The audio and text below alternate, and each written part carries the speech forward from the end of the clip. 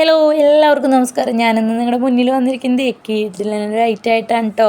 Chicken വെച്ചിട്ട് chicken കൊണ്ടാട്ടാണ് ഞാനിന്ന് ഉണ്ടാക്കുന്നത്. വളരെ കുറഞ്ഞ ഐറ്റംസ് കൊണ്ട് നമുക്ക് റെസ്റ്റോറൻറ്റ് രുചിയിൽ തന്നെ വീട്ടിൽ ഉണ്ടാക്കിയെടുക്കാൻ പറ്റിയ നല്ല കിഡിലനായിട്ടുള്ളൊരു ഐറ്റമാണ് കേട്ടോ അത്. എല്ലാവരും ട്രൈ ചെയ്ത് നോക്കണേ.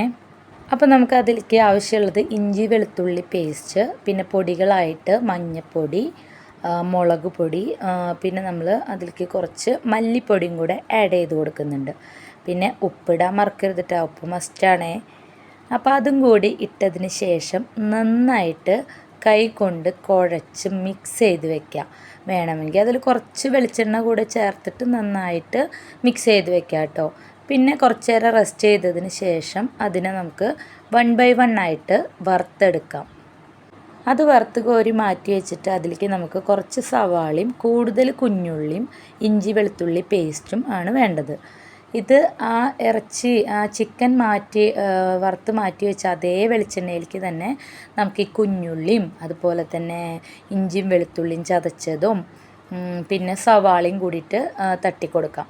ഇത് നന്നായിട്ട് മുരിഞ്ഞ് നല്ല ഫ്രൈ ആയിട്ട് വരണം, നല്ല മുരിഞ്ഞ് നല്ല പച്ചച്ചോയൊക്കെ വിട്ട് വരണം. അപ്പോൾ അതിലേക്ക് മഞ്ഞൾപ്പൊടി, ഗരം മസാല, ഉപ്പ്, മല്ലിപ്പൊടി, മുളക് പൊടി ഇത്രയും ഐറ്റംസും കൂടി ഇട്ടിട്ട് നന്നായിട്ട് പച്ചമണം പോണ വരെ ഇളക്കിയെടുക്കാം. അതിനുശേഷം നമുക്ക് കുറച്ച് ചില്ലി ഫ്ലേക്സും കൂടെ അതിൽ കൊടുക്കുക. അതാണ് ഇതിൻ്റെ മെയിൻ ഇൻഗ്രീഡിയൻറ്റ്.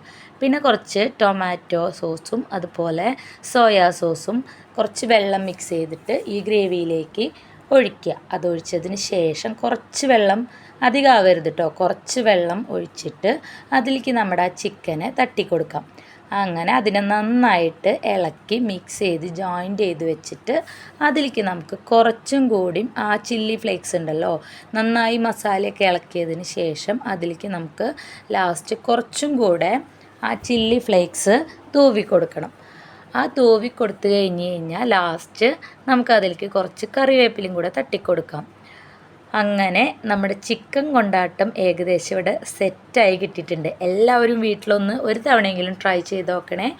അപ്പോൾ വീഡിയോ ഇഷ്ടമായ എല്ലാവരും ലൈക്ക് ചെയ്യാനും സപ്പോർട്ട് ചെയ്യാനും മറക്കരുത്. അപ്പോൾ ഇന്നത്തെ വീഡിയോ ഇത്രേ ഉള്ളൂ. നാളെ വേറൊരു വീഡിയോ ആയിട്ട് പിന്നെയും കാണാം. അപ്പോൾ ഓക്കെ, ബായ്.